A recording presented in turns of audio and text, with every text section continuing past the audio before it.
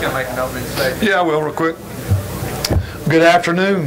It's been a long day for you guys, no doubt. So we're winding down. Last one on the podium here to finish up Sunbelt Media Day, but hopefully we can get everything you need. So excited about going into year 5. We were just talking just a few minutes ago. I think I'm the longest tenured head coach in the league. That's hard to believe. I know 5 years ago there were guys in the room didn't think I'd still be here, but we are. But I'm excited about going in with this team.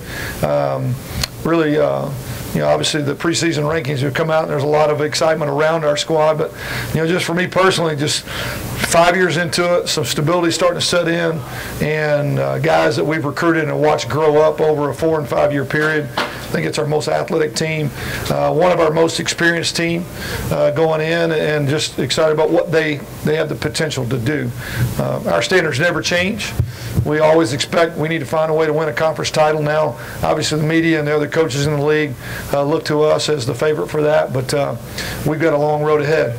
All I know right now is that Troy and App State raised the trophy a year ago, and we want to get it back. So when camp opens up here in a couple weeks, we'll go at it as hard as we can.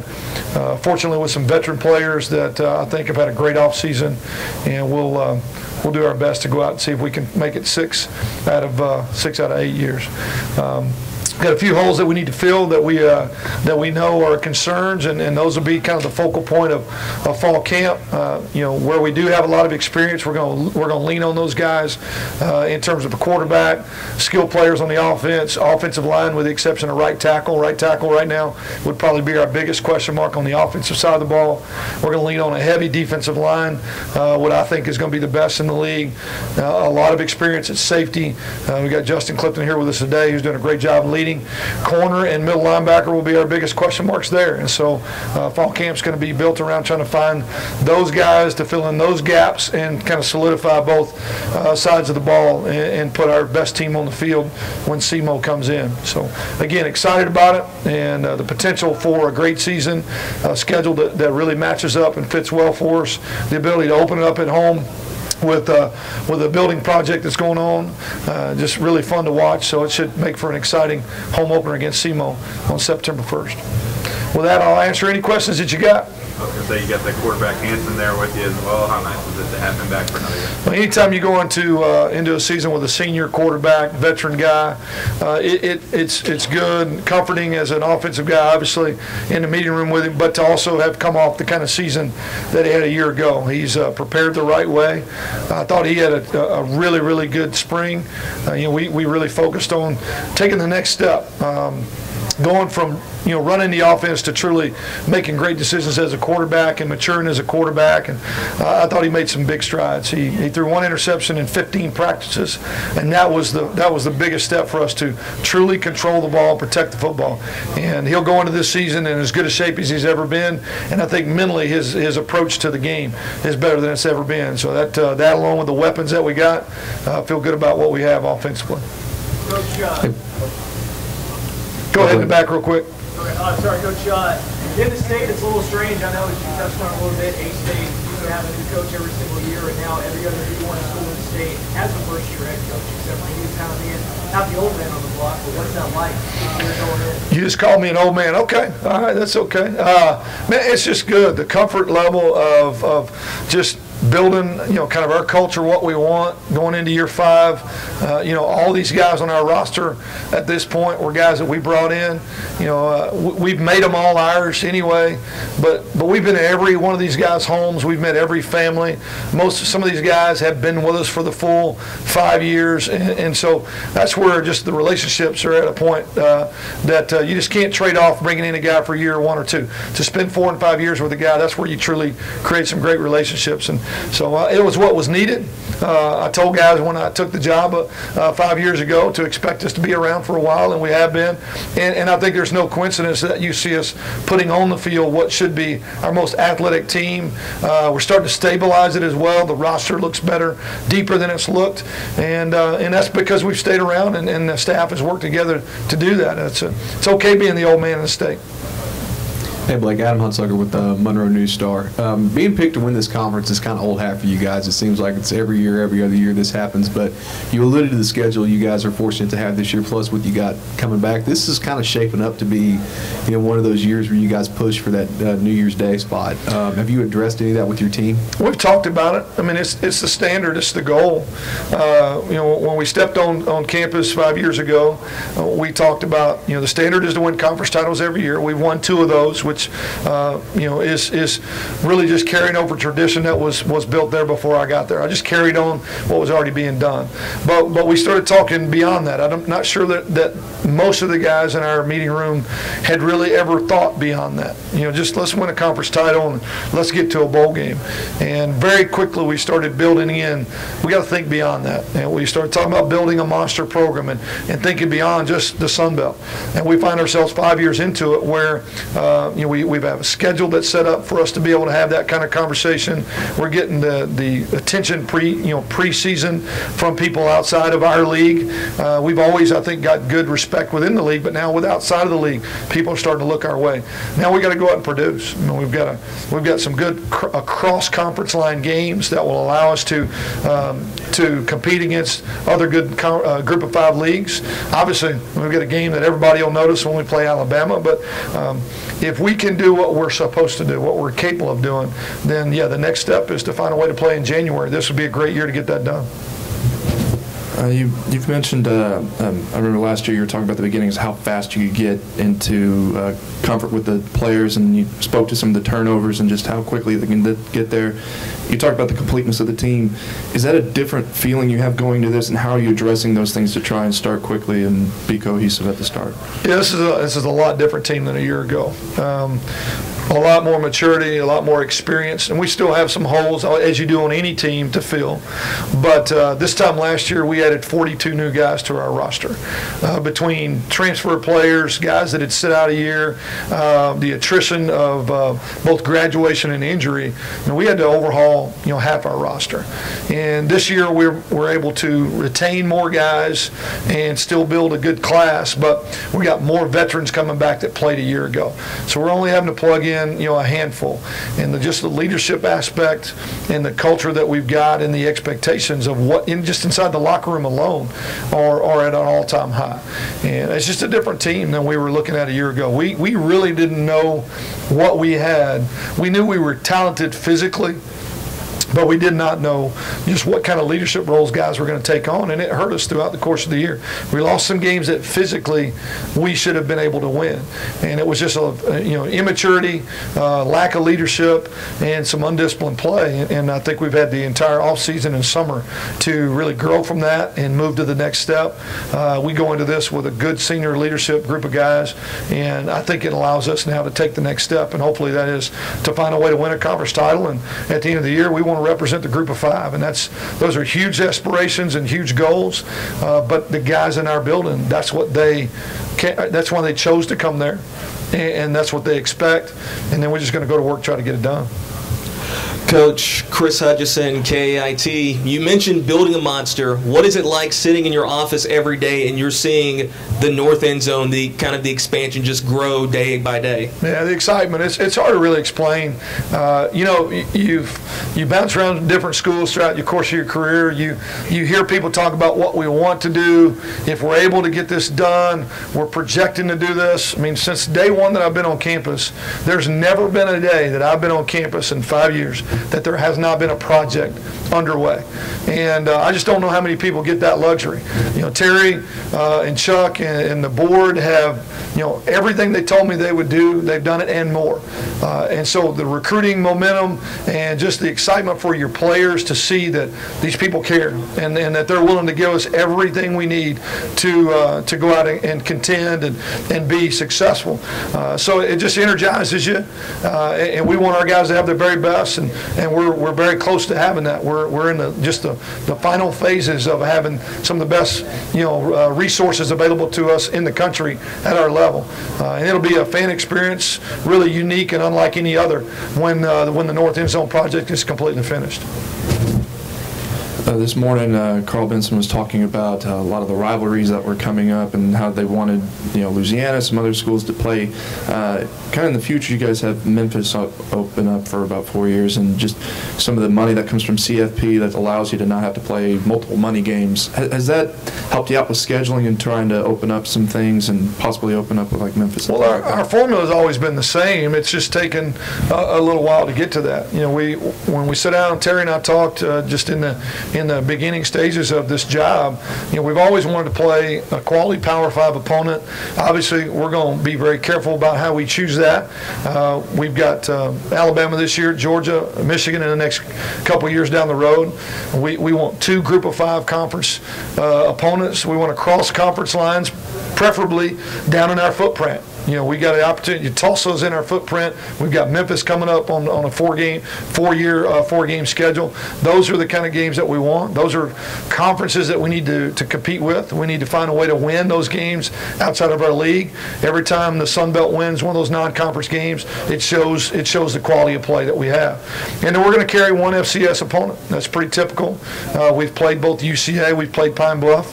So we're going to now. SEMO is coming down. They're just a few hours down the road. It's a great travel game for their fans.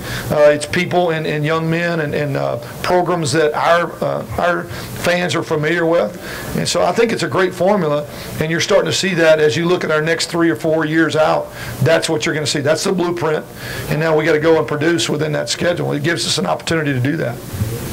Coach, you had some close losses last year. What are you doing as a team to tighten it up and make sure that you win in a more convincing fashion consistently? As long as we got one more point than the opponent, I'm happy. It's the ones that we didn't win that got away that are the ones that really we had to focus on. Just accountability and discipline were the things that I think that we lacked. We talked about going in with a team that was really inexperienced. I think we suffered from a lot of immature decisions and poor communication at times. And everything from the bowl game till now has been about trying to be more detailed, be more disciplined, hold our teammates and ourselves to a higher level of accountability, and try to see some leadership emerge. And I think we've taken every phase of our program and tried to overhaul it in a way that those things are put at the top of the list. And I think we're going into the season this year with a group that is, you see leadership that has stepped up, and I thought the accountability standards and measures throughout all the way through into academics, through class and tutors and all those things, you see it starting to really show itself. And I think those things carry to the field. I think all that stuff is connected. We've got even ended up having our highest GPA we've ever had, 3.0 as a team. And if guys are making good decisions off the field, those tend to carry over to the field, and I think that's what we're seeing right now.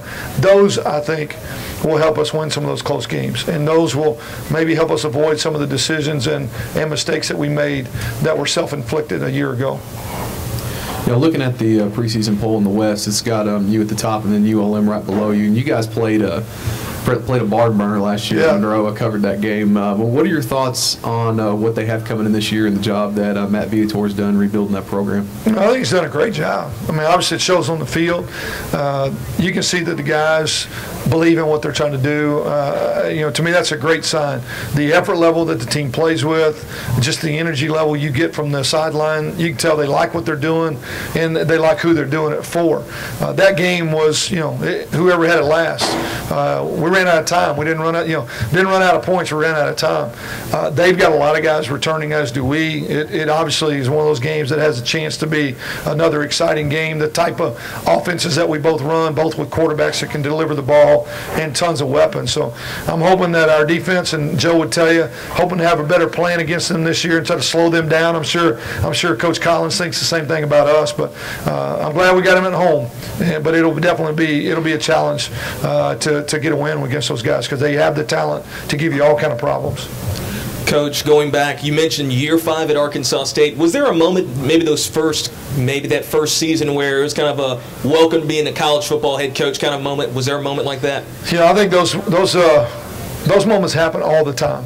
You know, I felt like I went into it very prepared in terms of a 365-day plan, very organized. You know, I got to give Larry Fedora a lot of credit. He worked very hard to help prepare me. I mean, he knew all along the way as I was coordinating for him that he wanted me to be ready when my opportunity came. And so I tried to listen and learn, and he did a phenomenal job.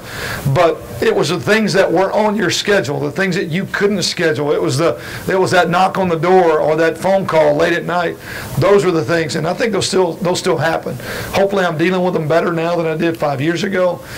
Maybe I'm a little bit slower to make some decisions, learn to be a little bit more patient, and not feel like I had to rush to do that. But man, those moments happen every day, and I think it's if you ever quit growing and ever quit learning, then there's a problem. I think you just got to keep soaking up as much as you can. Try to keep good people around me, and try to rely on good counsel of other guys, and be open-minded. But there's something that surprises you pretty much every day.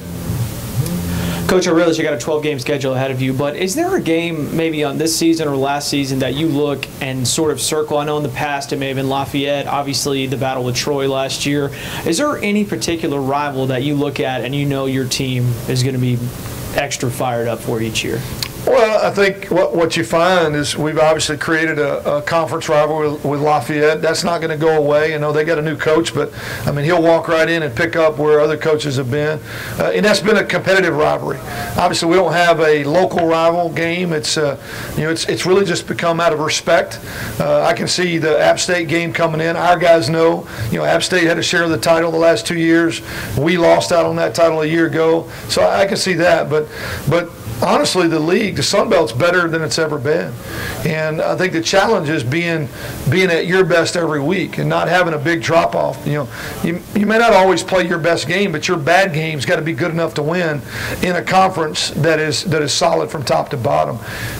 We're unique in the sense that we just don't have that local rival. We don't have that connected rival in terms of geography, but out of respect for teams that can play and the fact that we've been at the top of the league for a while, I think every week you kind of feel like you got a target on your back. Speaking of Appalachian State on that schedule, I mean, you guys, the fact that it's Tuesday, you get a week before and after, kind of point towards that. But that team you haven't played the past couple of years, you guys have contended for the championship and back in 14-15 traded there. I mean, how big is it to lead into that game on a Tuesday and build towards that with most of the nation watching on that? Well, we got to do the right things leading up to that game. That game against App only matters if we've taken care of business getting to it. There's so many hurdles to cross before we get there, and still, again, we mentioned at the beginning, there's some holes that we've got to fill and solidify some spots. If we've done what we're supposed to, that game will matter in a big way, and it'll be on a national stage in front of all the country to see. Obviously, they'll have the same goals. We both want to come out of that game, in a position to share or hold the lead in the league, and that game will be a challenge in itself. There's just so much work to be done between now and then. It's really hard to focus on any one particular game other than SEMO. We'll just try to put the best team we can out week one, and then 1 week at a time, try to improve and be the best we can be. Any more questions for Coach? Thank you, guys. Appreciate y'all hanging around. You got one more, Coach. You got one more? Come on, Brooks. Let's go. Come on. You already turned the microphone off. Going back to the championship, in years past, you might share, and you wouldn't have played Appalachian State last year if it had gone as Troy this year. If it goes, to a point you might lock up with the team. How much of a difference does that make that there's one? And there's been lots of shares in the history of Sun Belt. I don't think anybody wants to share it. And we've always wanted to win it outright. We've been fortunate enough to do that before, but I think the addition of the championship game is going to be a lot of fun. I've been able to play in one of those games before. It's one of the most memorable parts of my career as a coach was to raise that trophy in a championship environment. We've talked a lot about it going into this. We wanted it to be done well, and we wanted to make sure that we really put on a great show for all the people out in college football, and I think we will. Somebody's going to lift it for the first time. Somebody's anybody's going to get to host it for the first time, we want to be the program that does that. And there would be no better way to finish the year than to host the conference title game right there. And with what we've done in terms of the expansion and what Terry's built there in terms of the facility, it'd be a great way to finish the season. Thank you, Coach. Anything else, Brooks? You sure? I'm just messing. Thank you, Coach.